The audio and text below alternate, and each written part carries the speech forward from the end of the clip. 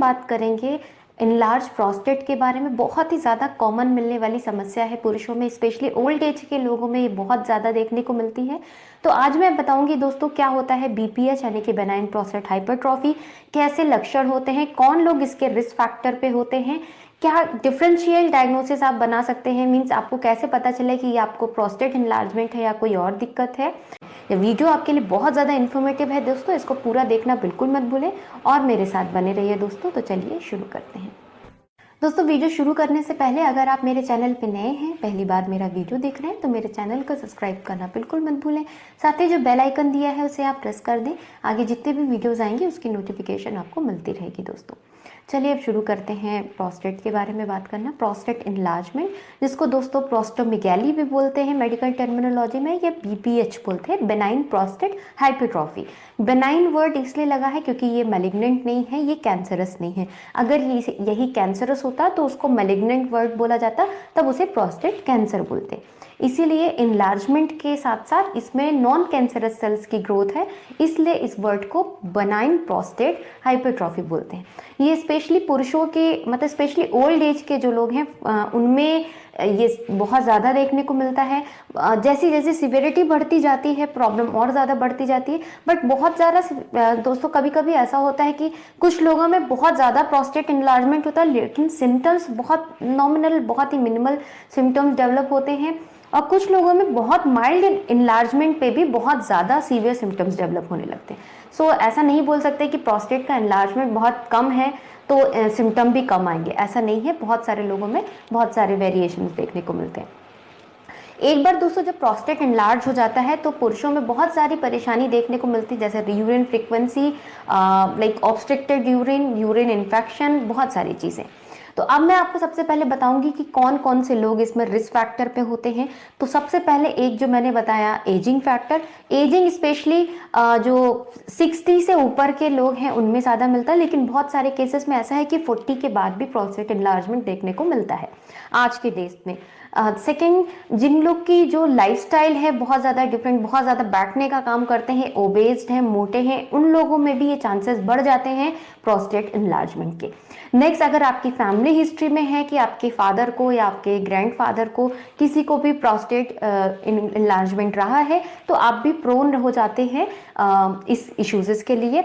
Next, अगर आपको कुछ ऐसी मेडिकल कंडीशन रही है, जैसे आप डायबिटिक हैं या हार्ट डिजीज से ट्रबल्ड हैं, तो उन लोगों में भी ये देखा गया है कि उनमें भी प्रोस्टेट इनलार्जमेंट केसेस रिलेटिवली बढ़े हुए से मिलते हैं। अब बात करते हैं दोस्तों इसके कॉजेज़ के बारे में कि आखिर ये क्यों हो जाता है। तो मैं आपको एक यहाँ पे एक फिगर लगाऊंगी, आप इसको देख लीजिएगा।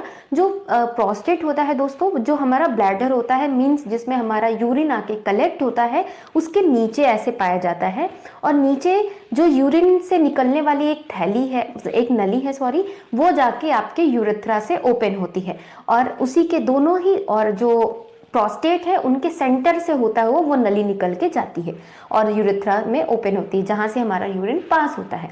इनलार्जमेंट के वजह से क्या हो जाता है कि जो ये नली गई है उसके दोनों साइड में जो प्रोस्टेट है, जब उसका साइज बढ़ने लग जाता है, उसके बढ़ने की वजह से जो नली है वो दबना शुरू हो जाती है। और उस दबने की वजह से कभी कभी पूरी दबा देता है तो एकदम यूरिन फिर निकलने में प्रॉब्लम होती, या कभी उसका दोनों तरफ से कंप्रेस हुआ तो जो नली का छेद है, जो उसके अंदर की नली है, वो बहुत ज़्यादा पतली हो जाती है, तो यूरिन का जो फ्लो है वो बहुत कम हो जाता है, या आपको बहुत एक्सर्शन देना पड़ता है अपने यूरिन को फ्लो करने में।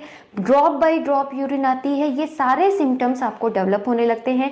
तो जो मेन सिम्टम्स इसमें होते हैं वो फ्रीक्वेंसी ऑफ यूरिनेशन, क्योंकि आपका पूरा ब्लैडर एक बार में खाली ही नहीं हो पा रहा, तो थोड़ी देर के बाद आपको वापस से यूरिन फील होने लगेगी कि आपको यूरिन पास करने जाना है, क्योंकि एक बार में यूरिन का फ्लो प्रॉपर बाहर नहीं आ रहा है। नेक्स्ट जो सिम्टम होता है दोस्तों, ये एक्सर्शन, आपको यूरिन पास करने में, फोर्स फ्लो करने में आपको एक्सर्शन देना पड़ रहा है यूरिन को बाहर निकालने में। नेक्स्ट सिम्टम में जो है ड्रॉप बाय ड्रॉप आपको यूरिन आ रही है, आप प्रेशर दे रहे हैं तो बूंद बूंद करके यूरिन निकल रही है, एक फ्लो स्ट्रीम नहीं क्रिएट हो रहा है। नेक्स्ट सिम्टम, जब बहुत लोगों में ऐसा होता है कि जब यूरिन आप देखते हैं एक फ्लो क्रिएट होता है, रुकता है, फिर फ्लो क्रिएट होता है, रुकता है, ऐसे सिम्टम्स डेवलप हो।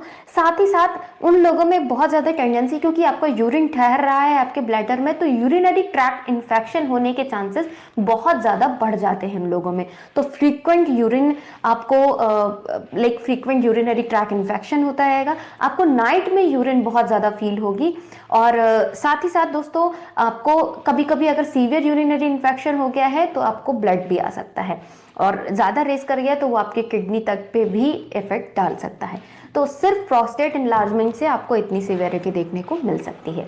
अब यहाँ मैं डिफरेंशियल चीज़ आपको ज़रूर बताना चाहूँगी कि पहले अगर ऐसे आपको सिम्टम्स डेवलप हो रहे हैं तो आप जाके अपने डॉक्टर से ज़रूर मिलें, कंफर्म कराएं कि आपको प्रोस्टेट इश्यूज ही हैं या कोई और इशू भी है, क्योंकि अब मैं आगे जो बता रही हूँ इन चीज़ों में भी ये सारे सिम्टम्स डेवलप होते हैं जो मैंने अभी जस्ट पहले बताया है। नंबर 1, अगर आपको सिंपल यूरिनरी इन्फेक्शन हुआ हो तो भी ऐसे सिम्टम्स डेवलप हो सकते हैं जो अभी इससे प्रीवियसली मैंने सिम्टम्स एक्सप्लेन किए हैं। अनदर, अगर आपको यूरिथ्रल स्ट्रिक्चर है, मतलब आपके जो यूरिन की नली है उसमें वो पतली हो गई है, उसमें सेल्स एक्यूमुलेशन हो गया है, तो भी ये सिम्टम्स डेवलप हो सकते हैं। थर्ड सिम्टम ये हो सकता है कि अगर आपको जैसे प्रोस्टेट में ही इन्फ्लेमेशन हो गया हो, मतलब उसको बोलते हैं प्रोस्टाइटिस, अगर आपकी जो प्रोस्टेट ग्लैंड है उसमें सूजन आ गई हो तो भी ऐसे सिम्टम्स डेवलप हो सकते हैं। अगर आपको स्टोन बन रहा हो, चाहे वो ब्लैडर हो या आपका यूरेटर हो, उस सिचुएशन में भी आपको ऑब्स्ट्रक्टेड यूरिन हो सकती है, बार बार फ्रीक्वेंसी लग सकती है। आपको कोई स्कार डेवलप हो गया, उस मीन्स स्कार मतलब जैसे इससे जस्ट पहले आपको बहुत लंबे टाइम के लिए कैथेटर यूज किया गया हो, कोई सर्जरी हुई हो, उसके बाद आपको कोई ऐसा स्कार डेवलप हो गया हो जिसकी वजह से आपकी यूरिन की नली दब रही हो, तो उस सिचुएशन में भी ऐसा हो सकता है कि आपको यूरिन डिस्कम्फर्ट हो सकता है।